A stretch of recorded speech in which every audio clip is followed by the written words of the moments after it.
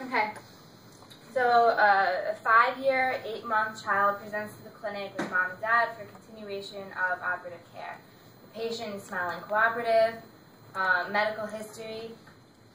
They claim that they did a pulpectomy on the child previously, but because we don't see the medication going all the way into the canal, we think it's a pulpotomy, not a pulpectomy. So I guess that's, everyone thinks a little differently about that. So. Wait, can I ask a dumb question? What's the difference between a pulpotomy and a pulpectomy? The pulpectomy is of the canal. So yeah, you see like the radiopaque substance going all the way down into the canal. Right. But regardless, you need a crown. Right, you need a both cases you need a crown. So pulpotomy is when they just scrape out the ruined pulp inside of the chamber, just the chamber, not the canals really, and then they just kind of plug the tips of the canals where they were exposed. They clean it and plug it. So it's the pulp. No, they're plugging the top of the canal. Just the top. Exposed in the chamber. Like if you clean out the chamber, you'll just it would basically look like that. Okay. I like what we think this is. Right. The medical history says that it was pulpectomy. Right. In here it says pulpectomy. So we wanted to clarify that. So hi, Dr. Ferguson. If you get this video, we want to know. Yeah, we want to know, please. Okay. So the mom states that her child has pain on her lower right mouth. So this is her lower right now. So just a quick review. Shall we do the like letter what's Sure. So Guys, the class is getting rescheduled, so this whole thing is. Well, just finish it. No, we're not doing it. We have to watch the video. Where's the scenario? Alright, should we just finish this? Yeah, just finish. Okay. Alright, guys. So we're gonna finish. Is that okay, Steve?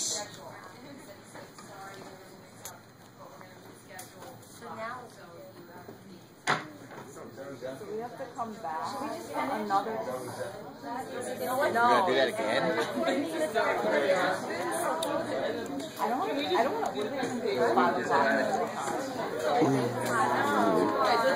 Let's finish this because it's 10 more minutes. And you guys just finish it because it's 10 minutes and maybe I'll accept the video and not. Yeah. Okay. I won't have to come in for 2 hours. Okay.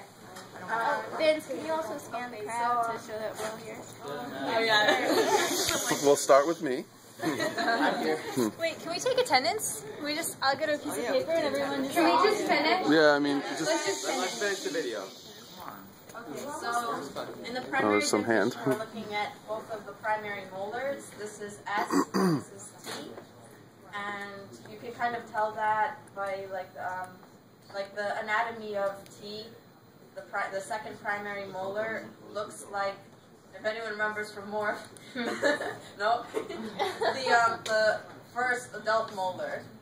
So you can kind of see like it has 3 cusps, and the orientation, we're looking at the patient's right side, so that's how the film is mounted, supposedly, and also that you can tell by the bite from the mandible how the black space is between the teeth, that this has to be the right quadrant curve of state.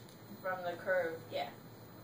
Okay, so This is 32. this looks like it's 30. His first, or is it a girl? 30? It's a girl. Her first permanent molar is coming in number 30 here. And, yeah, so at least we're oriented. You can kind of see down here a permanent premolar nerve here underneath. And, yeah. Okay, so clinical findings is that there's no mobility of number S and T, and percussion of number T, the middle one, is positive compared to the other teeth in the lower arch. Palpation on the buccal and lingual surfaces of S and T is negative. Palpation of the soft tissue over the alveolar crest area of what will be erupting as number 30 is slightly painful. Also, the marginal gingiva around S and T is firm and pink in color. There is no sign of an inflammatory response. Alright, so the first thing we were going to do was think of what questions we would ask before we even do a clinical exam. So in that packet, it gives you the steps that you do, like pediatric clinical exams. And step one was to determine the history. So we wanted to ask the mom, like, originally before the child got these pulpectomies or what we think are pulpotomies, was it from caries or was there trauma to that quadrant of the mouth, to find out what was going on first of all, and when did the child get that work done, and did they use fixatives? Was it in 1 or 2 visits? You want to get a feel for like how much exposure there was, because obviously, you know, like we can say this now, like obviously these are failed restorations, because everything, we'll get into it, but things aren't okay down here. But we'd want to ask the mom, what's the oral hygiene for this child like at home? Is she brushing every night? We want to figure out why they failed, first of all, and see what's going on. We want to find out if the vitality of the pulp, and you want to find that out by asking the mom, like, is the child complaining of pain spontaneously? Like when they're lying down at night or when they're not doing anything involving the teeth, does it hurt? Because that's a big sign of the pulp being inflamed and ruined. But if the child only feels pain when they're eating or chewing on it, or with something cold, or that might be a dentin problem. Sweet food, it could be the pulp could still be okay, and it could be through the dentin. So we want to ask them what kind of pain this kid is getting and when, to test the pulp vitality.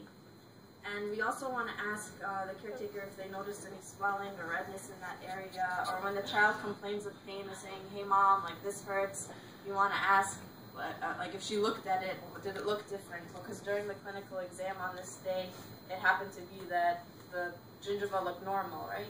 Mm-hmm. It was pink in color, you couldn't really see signs of inflammation clinically, only in the radiograph.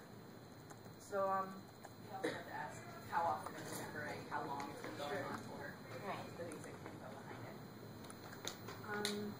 So for step 2, you want to look for clinical findings, and those are the things that Nicole just told us about that were given in this case up here, down here. And the signs of pulpotomy failure from our like lecture notes that we were supposed to get today. For pain, swelling, that was macro. You'll have a fistula from the pain of the pulp that has to drain somewhere. So the child would develop like an abscess or a fistula or drainage point in the periodontium. And mobility, it said, was not always a reliable factor. And periapical or interradicular radiolucency or pathologic external resorption were also indicators. And we'll get into those when we look at the radiograph more closely now, but we don't see all of those features like the swelling or things in the gum yet, but we're thinking that those are late signs of the chronic infection and they're not appearing clinically yet. Okay, so for the radiograph interpretation, there were 3 things that said we should look at radiographs by their alveolar health, the internal response, and the external response. So we think in this that, sorry, I can have them both on the screen. Alright, I'll just keep scrolling. So we want to look at the alveolar health, and especially between in the furca, between the roots, and the bone resorption in the furca and the interradicular bone of S and T, you can see. So this is supposed to be a little bit more dense, but you see how it's radiolucent, especially here. Does everyone see that? Mm-hmm. Yeah. Alright, and the interdental alveolar bone, also with the alveolar crest and the cortical bone, you are not seeing a very nice image here. Like, do you guys remember between the teeth? You should be seeing something better. It kind of looks like in our perio classes when there's bone loss or issues with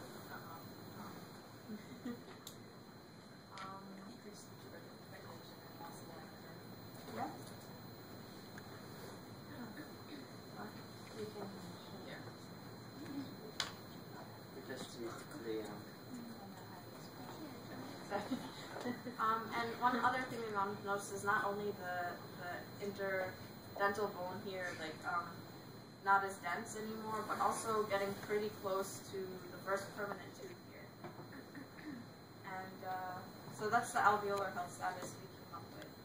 And for the internal response, and we want to look at the pulp, it almost looks like there's narrowing of the pulp chamber on the mesial root of number S here. it's not very, it's not very clear cut. And also, even on the mesial root of T, it's a little blurry. Like, this canal looks a little bit more, you see like the radiolucent and the radiodense parts kind of easily, but then it's blurry here and it's kind of like non-existent here. It comes back to that canals in primary condition are wider, actually more wider pulp chamber than the fermented condition. So we're not really seeing that here, so it doesn't look too good for the pulp health. And we also noticed for internal response of the teeth that it kind of looks like these teeth, whatever structure was left, looks kind of bombed out to begin with of whatever infection was going on, because you can't even see an outline here of where the tooth was supposed to be and the margins around the crown. And additionally, we also saw on the mesial of number 30, the first permanent tooth, there looks like there's a little bit of a radiolucent spot at the, like below the CEJ. So it's a kind of a concern to see that whatever was going on with these failed pulpectomy/pulpotomies, that it might be affecting the permanent tooth already. And the last thing that we look at for radiographs is the external response, which is the inflammation response. So we definitely see a pathology in the remaining bone that we were talking about before, in all of this area. And additionally, there's also, we think, root resorption.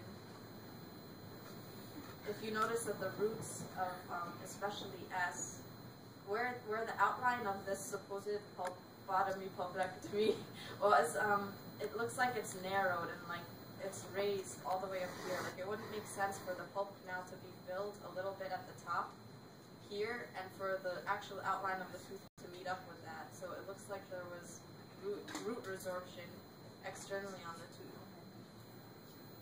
And additionally, we also noticed widened PDL spaces, which is also an indicator of failed pulpotomy. You can see how the lamina dura is kind of blurry, and there's a really big PDL space on these teeth. And that's about it. So. Okay. Wait, we're not done yet. Sorry.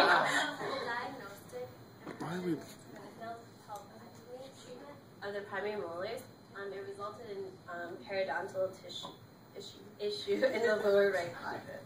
So obviously these didn't work out, and we don't think outlook is so good for this pulp based on these findings, especially with the root resorption and the narrowing of the pulp canal here, and kind of the whole bombed out tooth and the alveolar bone, everything.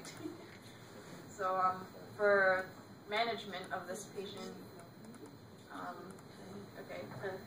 so we're going to extract both S and T. Keeping the primary teeth with the root and bone resorption is too much of a risk for the teeth coming in underneath.